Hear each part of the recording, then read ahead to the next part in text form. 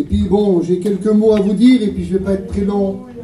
Avec tout ce qu'on a écouté, on a compris que Dieu est capable de nous bénir. Et restons très simples, ne cherchons pas à compliquer les mots. On a besoin de Dieu dans notre vie. C'est pas autre chose. Alors j'ai marqué, tout simplement, puis avec le déroulement des réunions, avec les témoignages qu'il y a eu, cette femme que, je vais le dire après, je vais dire le mot que j'ai marqué parce que c'est important. Comment Dieu va-t-il nous parler ce soir? C'était le mot qui résonnait dans mon cœur. Comment Dieu va-t-il nous parler? Amen. Il a sa façon. Je m'éloigne du micro parce que je parle très fort. Il a sa façon. Et puis Dieu, je ne sais pas comment l'employer ce mot-là. Il sait comment parler. Il sait comment faire. Il agit parce qu'il connaît les cœurs, il connaît les besoins. Je vous dis ça parce que l'autre fois, la dernière réunion de mardi, Johnny a eu une expérience avec Dieu. Et puis quand il s'est assis, j'ai dit pourquoi tu ne l'as pas dit? C'est tellement beau quand Dieu prépare des choses. Glorifions Dieu, que Dieu prépare nos réunions. C'est pas dirigé par des hommes, c'est dirigé par Dieu. Alors il me disait, Ninine, avant que la réunion commence, il dit, j'étais chez moi. J'étais assis sur mon canapé, c'est ça, hein. Et puis je pensais à Dieu, et puis Dieu, d'un seul coup, il met un cantique à cœur. Je te présente Jésus. C'était cela, et puis il dit, je me rappelais plus, ça faisait longtemps que je l'avais pas chanté. Mais Dieu préparait la réunion. Et puis il dit, je vais essayer de trouver dans ma Bible. Et puis en cherchant, tout de suite, il tombe sur l'écriture de ce cantique-là. Alors, il s'est mis chez lui, c'est ça, hein, Johnny, hein. C'était sur ton cousin, et puis il chantait ce cantique-là, mais il ne savait pas, lui, ce qui allait se passer. Tu sais pas ce qui va se passer ce soir. Mais Dieu va nous parler. Et puis, quand il est rentré dans la réunion, ce cantique-là, il était toujours dans son esprit. Et puis le serviteur qui devait prêcher, sans le savoir, il dit, Johnny, je voudrais que tu chantes un cantique que ça fait longtemps que tu n'as pas chanté. Puis d'un seul coup, certainement ça a dû bouillir dans son cœur. Il dit, je voudrais que tu chantes, je te présente Jésus. Amen. On ne sait pas comment Dieu va présenter cette réunion, mais nous savons que son onction va agir dans les cœurs. Amen. Il va dire ce qu'il va dire, mais c'est pour bénir ton cœur. Vous le croyez? Ah, je pensais dans cette journée, j'ai eu une journée assez fatigante, mais enfin, qu'importe, le message est vivant. Amen. Et c'est ce que je prêche. Je prêche pas ma fatigue, je prêche pas mes découragements, je prêche pas mes combats, mes soucis, non. Je prêche l'évangile qui nous fait sortir de nos problèmes. D'accord avec moi? Je réfléchissais quand cette femme était en train d'expliquer cette vision-là. Le ciel s'ouvre, un tonnerre, un champ de blé, un petit grain de sel dans la main. Mais ça a bouleversé ses cœurs. Il n'y a que lui qui peut parler comme ça. Il n'y a que lui qui peut parler comme ça. Vous comprenez bien, c'est mon message. Il prend les mots qu'il veut. Il prend les mots qu'il veut. C'est pas un homme qui parle. On peut dire plein de mots, nous. On peut dire plein de beaux mots. On peut faire des caresses dans le dos. On peut vous apporter des cadeaux. Mais ça ne changera pas la situation. Mais lui, il a sa façon de parler. Alléluia. Amen. Merci Seigneur. Alors ça me vient sur mon esprit, je parle avec mon cœur, moi. Mais je parle avec la Bible. Parce que tout ce qui sort de ma bouche sort de mon cœur. Et ce qu'il y a dans mon cœur, sans prétention, ça vient de Dieu. Amen, amen. C'est lui qui me fait vivre. C'est lui qui me fait tenir debout. Comment voulez-vous pas que je ne parle pas de Dieu? Alors un homme a besoin de lui. Enfin, a besoin de lui.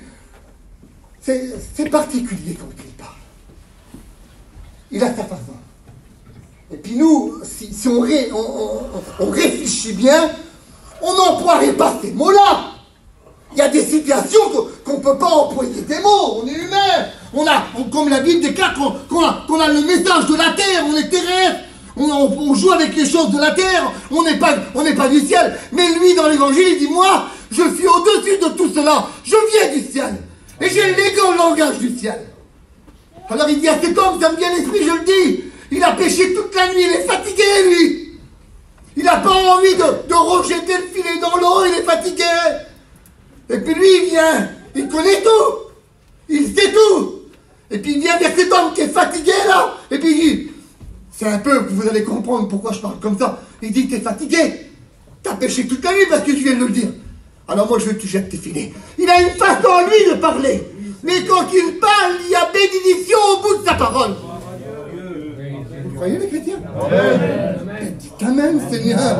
C'est pas compliqué. Est-ce que vous avez besoin d'être béni? On a besoin d'être béni. On dit toujours, Seigneur, parle-moi, dis-moi un mot. Mais quand il parle, si on ne répond pas à son appel, eh bien, il ne se passe rien. Mais quand on répond à son appel, il se passe quelque chose. Alors, je suis très simple, Seigneur, et je veux rester très simple. Je lis la Bible, c'est des histoires de la Bible qu'on connaît, mais c'est la façon que les hommes qui sont envoyés par Dieu transmettent le message. C'est pas un message qui est terrestre, je me le redis, c'est un message qui vient du ciel. Et quand ça vient du ciel, ça bouleverse les cœurs, même qu'il n'y a rien, même que c'est la ruine, même que c'est le problème, même que ça va pas dans ton foyer, parce que je voudrais vous dire quelque chose. Je me sens mieux. Ça peut durer un petit peu plus que le demande. On verra. Mais j'ai envie de transmettre le message que j'ai dans mon cœur. Parce que quand je lisais ça, quand je regardais ça, mais j'ai dit, Seigneur, mais comment tu arrives à... De toute façon, excusez-moi, comment tu arrives à parler comme ça? C'est pas possible.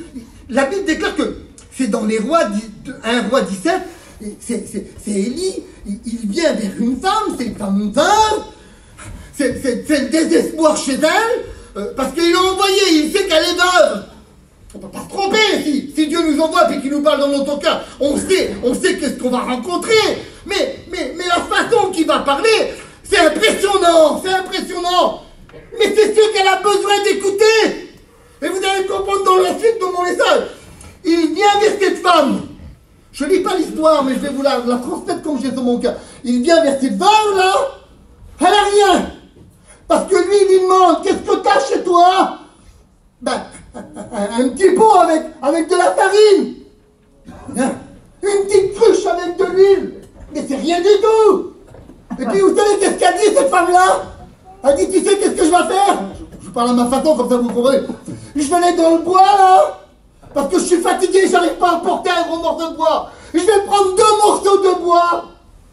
C'est pas beaucoup. Elle n'a rien cette femme-là. Ah, vous comprenez? Je suis envoyé vers Dieu, de Dieu moi. Je vois une femme qui me dit, j'ai un petit peu de farine, j'ai un tout petit peu d'huile. J'ai cherché 2 morceaux de bois parce que je suis une vieille, j'arrive pas à porter beaucoup. Je vais rentrer chez moi. Écoute bien. Je vais faire ce que je dois faire. Je vais faire le petit gâteau là. Je vais allumer mon feu. Je vais donner de la nourriture à mon fils. Et on va mourir tous les deux. Seigneur, qu'est-ce qu'on dit devant ce problème-là, nous? Bah attends. Je vais au magasin, avec mon langage. Je vais au magasin, je vais t'acheter plein de farine. Je vais acheter plein d'huile. Je vais te chercher plein de bois. Je vais t'aider, on va faire un gros feu. Et tu vas faire du manger. Et puis il va t'arrêter pour plus tard. On aurait dit ça, nous. Mais Dieu parle pas comme ça. Dieu, il parle à sa façon. C'est bien ce que t'as dit. Tu sais qu'est-ce qu'il dit, l'homme de Dieu? Je veux dire, quel culot. Mais non, mais il est envoyé par Dieu. Il a un message qui sait qu'il va produire quelque chose dans le foyer, qu'elle a besoin, mais il faut qu'elle voie l'intervention de Dieu. Il faut qu'on voit l'intervention de Dieu dans notre cœur. Et pour qu'on voit l'intervention de Dieu, il faut qu'on reconnaisse notre état. Elle n'a rien, elle demande la mort, mais là tu agis. Mais d'une façon particulière, il dit, écoute bien, tu vas rentrer chez toi. Oui, tu vas faire ce que tu dois faire. On peut dire, tu vas préparer ton petit pot de farine, là. Tu vas le mélanger avec l'huile. Tu vas prendre tes 2 morceaux de bois. Tu vas allumer ton feu. Tu vas me faire ce petit gâteau. Écoute bien, je l'ai marqué parce que c'est tellement beau. Tu agiras, tu feras ton gâteau. Seulement, avant, tu me donneras ce gâteau pour moi. Bien. Je sais pas, imaginez-vous, c'est quand même particulier. Qu'est-ce qu'on va en ressortir? C'est pas normal ce que tu me dis là, Élie. Tu me dis de faire un gâteau avec la farine et puis l'huile que j'ai, j'allume le feu, puis je vais te donner mon gâteau là, et moi et mon fils on va te regarder puis on va mourir alors. C'est pas logique. Alors Dieu il est pas logique, mais s'il est logique. Je renverse tout moi. T'as rien chez toi pour changer la situation. Tout est en ruine chez toi. Céline, la petite sœur, elle disait tout à l'heure, le diable était rentré dans mon foyer, il était détruit. Oui, mais l'intervention de Dieu fait reconstruire un foyer. Tu m'apporteras le gâteau. Et au point qu'elle apporte le gâteau, alors là, le miracle, ça veut dire, apporte ton fardeau à Dieu. Amène ce que tu as, mais j'ai rien. Amène-le à Dieu. T'as dit ça va pas, ton foyer ça va pas, tes enfants ça va pas. Amène-les à Dieu. N'essaye pas de créer quelque chose. Ça y est, c'est fini. J'ai plus d'espoir. Je voudrais te donner de l'espoir ce soir. Alléluia, Seigneur. Pas facile. Pas facile de faire cela. Faut se mettre à la place de cette chose quand même. On dit, oh c'est facile, je lève la main, je viens devant. Mais il faut amener ton cœur et ton fardeau à Dieu pour que tu agisses.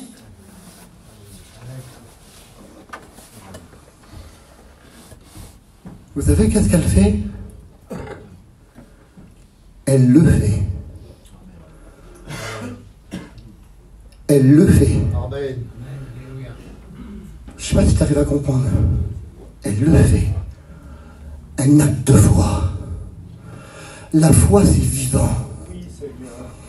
La foi, c'est pas mort. La foi est vivante. La foi nous donne de l'espoir, de l'espérance. En voulant dire, j'amène quelque chose à Dieu et je sais que Dieu va faire le miracle. Elle amène ce qu'elle a. Elle amène ce qui est cher à ses yeux. Ne cherchez pas plus que ça. Elle sait si elle ne donne pas de la nourriture, son foyer va mourir. Il n'y a plus d'espoir. Mais Dieu donne l'espoir. Fais le gâteau, apporte-moi-le. Et la Bible déclare qu'à cause de ce qu'elle fait, elle a la nourriture pour plus tard. Il y a la multiplication de Dieu. Ça veut dire que Dieu peut venir à ton secours et changer la situation. Ne dites pas amen les chrétiens. Si je m'adressais aux chrétiens et puis je dirais, chrétienne, il n'y a pas eu des moments où tu as baissé les bras, que tu étais en faiblesse, plus de force en toi, et tu as invoqué Dieu et Dieu t'a béni. Est-ce qu'on n'a pas le droit de dire amen? Mais je dis amen quand Dieu est venu à mon secours. Je dis amen parce que Dieu est toujours avec moi et il m'accompagne où je suis.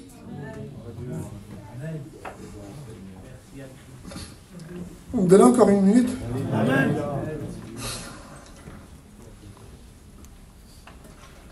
Il y a quelque chose, les garçons vont comprendre quand je vais le prêcher, enfin quand je vais le dire.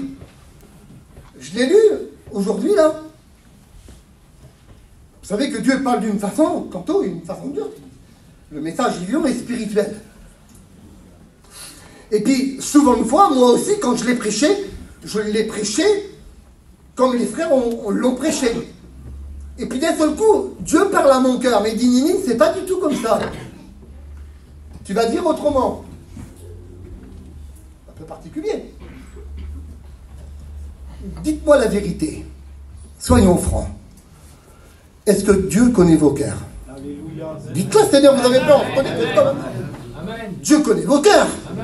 Dis-moi, il sait ce que ton foyer a besoin, ce que tu fais toute la journée. Il sait tout, Dieu. Vous avez peur de dire amen? Amen. Amen. Amen. Vous êtes d'accord avec moi? Amen. Je n'ai pas marqué une note, je vais seulement dire ça et puis après je finis, vous allez comprendre pourquoi que je dis ça. Vous avez compris que Dieu a ses mots. J'avais plein d'autres histoires, mais ça après c'est trop long, je ne peux pas prendre trop de place. Je vais juste dire cela. Les enfants d'Israël, il y a une main forte sur eux pendant des temps. Il n'y a plus de nourriture. Ils n'ont même plus un champ. Ils se cachent dans les montagnes, ils se cachent dans les vallées, ils se cachent dans les grottes. Ils sortent de temps en temps pour essayer de récupérer un peu de nourriture.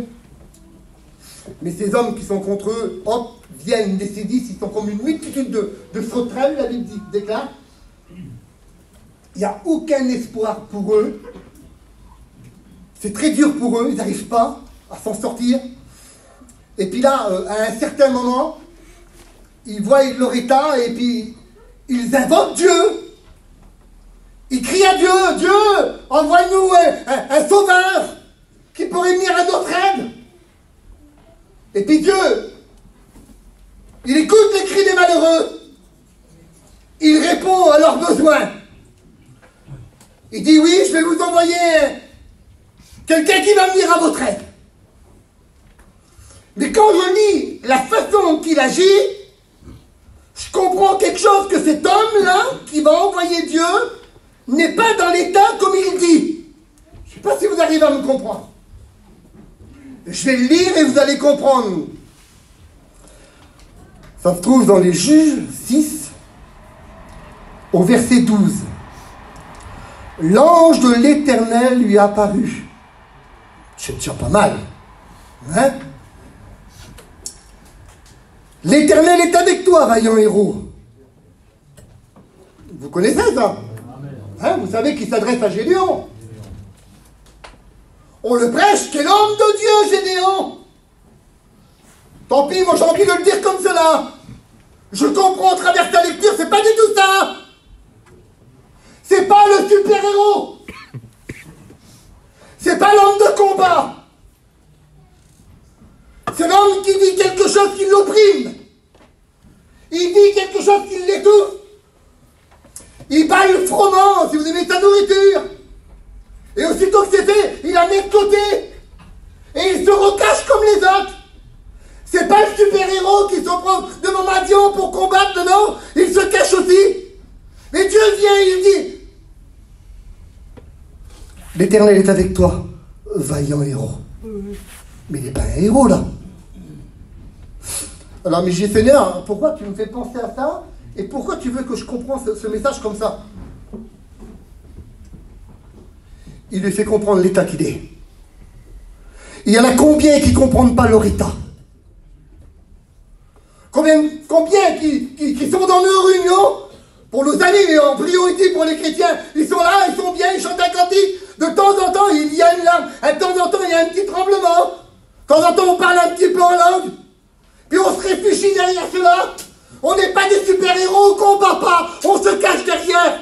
Mais Dieu nous dit, mais super-héros. Et puis là, quand il nous parle à notre cœur, on comprend notre état. On comprend notre état. Vous comprenez ce que je suis en train de vous dire là? Pourquoi je vous dis ça? Parce que lui-même, il dit, mon Seigneur, si l'Éternel est avec nous, pourquoi toutes ces choses? Si tu es un super-héros, tu ne parles pas comme ça. Si tu es un super-héros, tu dis, Dieu est avec moi. Amen. Dieu combat pour moi. Et malgré les soucis de la vie, malgré les épreuves de la vie, Dieu est avec nous. Amen. Ça, c'est un super-héros. Amen. Mais quand on commence à dire, mais pourquoi toutes ces épreuves? Pourquoi tous ces combats? Pourquoi je suis attristé? Pourquoi je suis découragé? Pourquoi il se passe ça dans mon foyer? C'est parce qu'on a du recul. On se cache, on prend un peu de nourriture et on s'en va. Mais Dieu ne demande pas ça ce soir. Amen. Alors il continue. Et là, il a un dialogue avec Dieu. Il est en train de citer, vous connaissez l'histoire. Nos pères nous ont bien expliqué que Dieu avait fait sortir le peuple d'Israël de l'Égypte avec une main puissante. Alors Dieu a-t-il changé? Vous comprenez que c'est pas un super-héros pour parler comme ça? C'est particulier. Et puis il continue. Dieu le laisse parler, parce que Dieu nous laisse parler. Hein. Il parle comme il veut, il fait ce qu'il veut, mais il nous écoute. Et là, il reprend la parole. L'Éternel tourna vers lui et il lui dit, va avec cette force que tu as. Seigneur, je ne comprends plus. C'est pas un vaillant héros et il n'a pas de force. Il y a combien de chrétiens qui sont comme ça aujourd'hui? Combien de chrétiens qui ne combattent plus? Combien de chrétiens qui lèvent la main parce que la parole, elle parle, Dieu parle là. Amen, Seigneur. Puis ils répondent, alors ils lèvent la main, mais il n'y a pas l'attitude de la foi. La foi, c'est faire déplacer les montagnes, de croire que Dieu va agir. Je le crois. Amen. Amen. Amen. Amen. Vous êtes d'accord avec moi? Amen. Amen. Alors, je sais pas, je casse la Bible alors là. Non, je casse pas la Bible. Si Dieu l'a mis comme ça, c'est comme ça dans mon cœur. Il y en a qui sont fatigués ce soir. Il y en a qui sont découragés ce soir. Mais ils ne le prononcent pas. Ils vivent au milieu de nous. Mais il serait temps de prendre un appui en Dieu. Amen. Et de dire, Dieu, quand tu parles, la situation semble. Quand on t'écoute. Amen. La Bible, je ne vais pas tout lire, il y a trop de choses. Et puis là, il comprend, parce qu'on comprend l'attitude, là. Parce que s'il a une force, comme Dieu vient de dire, là, il dirait pas, mais Seigneur, je suis la plus petite de la famille, moi. Tu comprends? C'est pas logique. Si je suis fort, je dis pas que je suis la plus petite, moi, de ma famille, ou je suis le plus petit de ma famille. Je le dis pas, ça. Parce que Dieu nous rend forts. Il nous a pas donné un esprit de timidité, mais il nous a donné un esprit de force, Dieu. Alors si on vit cette foi, alors là, Seigneur, je redis les mots, on déplace les montagnes. On ne vit pas avec le dos courbé comme cette femme, non. On redresse et on parle à Dieu. Et il est en train de détailler tout ça. Il comprend son état. Parce que la parole lui a parlé. Oui, Seigneur. Est-ce que Dieu t'a parlé? Est-ce que Dieu t'a parlé? J'ai un message sur mon cœur comme ça, je le transmets comme je le reçois. Je ne cherche pas les mots, Seigneur, et je n'ai pas la capacité de dire des grandes phrases. Je lis la Bible, je prêche la Bible comme mes frères. Mais je ne cherche pas ailleurs parce que je me perds. Je prêche, le Seigneur m'a donné ce message. Comment Dieu va-t-il nous parler? Eh bien, il change, il casse tout. Et on a besoin que Dieu nous parle, mais on a besoin de répondre à Dieu. Quand il écoute ça, il comprend qu'il a besoin que Dieu intervienne. Alors, Seigneur, je vais te demander quelque chose. Tu vas me demander quoi, Gédéon? Tu vas me dire que tu es un super-héros? Tu vas me dire que tu as plein de force? Non, Seigneur. J'ai compris que j'avais besoin de toi. Amen. Je veux seulement te demander un signe. L'approbation de Dieu. Alléluia, le signe qui va faire tout bouger, Seigneur. Je comprends mon état, je ne suis pas un héros pour courir devant me combattre avec la force. Non, je n'ai pas. J'ai besoin d'un signe pour comprendre que tu es avec moi et que je vais combattre et je vais avoir une grande victoire. Alors je veux que la toison là, elle soit sec et notre tour mouillé. Dieu répond. Dieu approuve la foi. Il est le consommateur de notre foi. Est-ce que notre foi va être agréable ce soir? Je veux que ma foi soit agréable à Dieu. J'ai pas d'autre mot, je voudrais que Dieu s'assied à ma table. Puis je présente comme ma foi. Pas beaucoup, hein? Tout petite. Tout petite. Et Jésus me dit, si tu as un grain de se lever, plus petite. Il n'y a pas plus petit que ça. Tu diras à la montagne, jette-toi dans la mer, elle se jettera. Je veux ça, alors je présente ma table. Vous voulez qu'on présente la table à Jésus? Vous voulez qu'il se régale chez nous et puis qu'il honore notre prière et puis que d'un seul coup l'intervention change? Alors, il dit, Seigneur, je suis le plus petit chef de la famille là. J'ai rien. Alors je veux un signe. Tu vas approuver ce que je te demande parce que j'ai besoin de toi, parce que ce que tu me demandes, c'est quelque chose de grand. Tu me demandes de libérer le peuple. Il faut que je combats contre mon père, faut que je renverse des statues, faut que je combats, faut que je me présente comme un homme de Dieu. Mais j'ai besoin de l'approbation de Dieu, j'ai besoin du mot de Dieu dans mon cœur. Pour cela, il faut dire, Seigneur, je viens tel que je suis, avec le peu de foi que j'ai. Je te présente la table, viens me nourrir, viens avec moi, aide-moi. Parce que j'ai besoin de toi. Dieu intervient, Dieu fait le miracle. Et la Bible déclare que là, une grande victoire se fait. On prie le Seigneur ensemble maintenant.